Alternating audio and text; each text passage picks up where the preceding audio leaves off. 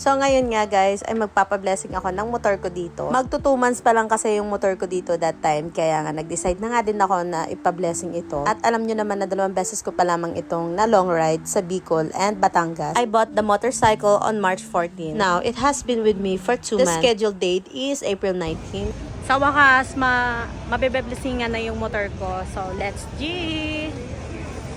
And the church that I choose is Antipolo Church Rizal.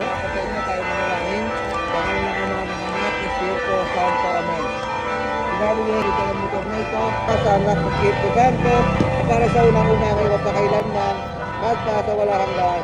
Amen. Mahal na Ama ng Anak, Espiritu Santo. Amen.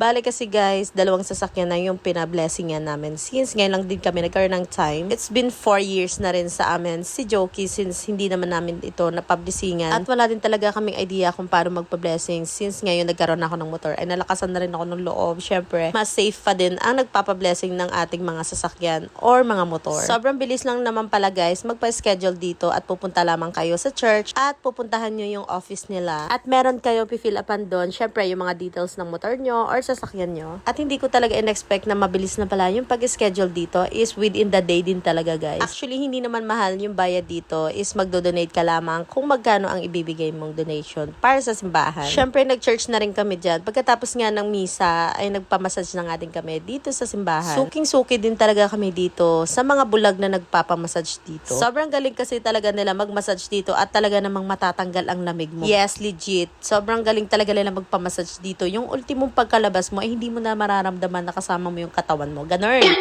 Halos karamihan talaga sa mga nagmamassage dito ay mga bulag. Pero ito yung nagmassage sa akin guys is hindi siya bulag pero kababayan ko siya. Hey, shoutout sa iyo kuya. Babalik talaga kami for sure at napakasarap talaga nila magmassage. Pagkatapos nga niyan ay pumunta na nga din kami dito banda sa Cloud9. Dito sa may Kaulayaw Sky. Eto guys is first time namin pumunta dito at titikman natin ang mga foods nila dito. So dahil magdi-dinner na nga din kami ay medyo hindi ko nga din talaga nagustuhan ang nabalitaan ko. And I was bullying in the past. Medyo na-offend talaga ako sa mga ginawa nila sa akin. And meron kasi ako guys na mga nakasamang nag-rides nung nasa Batangas. And alam mo yung feeling na beginner ka and alam naman nila yon. At binuli talaga ako as in. Medyo hindi ko nagustuhan yung mga comments sa akin, ganito ganyan na mayabang daw ako. Kahit hindi naman talaga ako nagmayabang. Shit! So alam naman na nila yun kung sino sila. Hindi ko lang din talaga in-expect na ganun sila mang welcome sa mga beginner.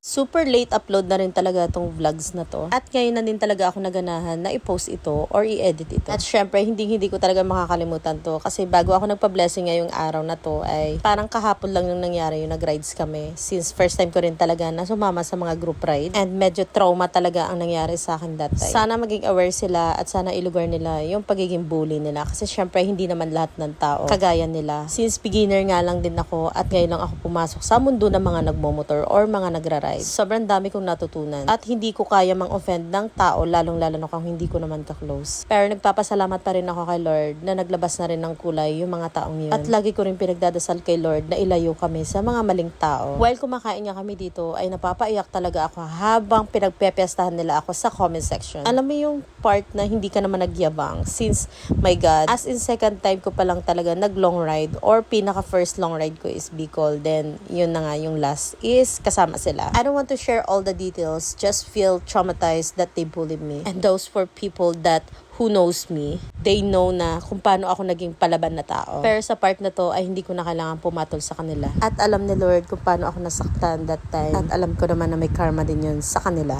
Marami ako natutunan ngayon since ilang months na rin ako nagmumotor. Number 1 rule pa rin is yung pakikisama. Pero grabe talaga yung nangyari na yun. As in, nung nasa Batangas pa lang kami, ay talaga naman binuli na nila ako. Alam mo yung paiyak ka na, pero kailangan mo pa rin tumawa sa harap nila para lang hindi nila makita na na-offend ka. I was silent but I'm not blind. Dahil hindi ka toxic na tao, nag-react ka lang after the disrespect. Hello, we're just humans and feelings and get hurt. Marami talaga akong natutunan ngayon since nagmamature talaga ako. Minsan, ang sarap din pumatol at minsan masarap din manahimik na lang. And ngayon, mas masarap manahimik pero at least alam mo kung paano iwasan yung tao. Pwede ka pa din naman makisama sa kanila. At least alam pa din nila kung paano ka nakisama sa kanila. Simula talaga nangyari yun is takot na ako sumama sa mga taong yun. Yes, takot na ako. I mean, hindi ka naman talaga takot. Dapat lang talaga na iwasan sila kasi hindi sila nakaka-good vibes sa mental health mo. My apology, but I will never feel sorry leaving circle that insulted me.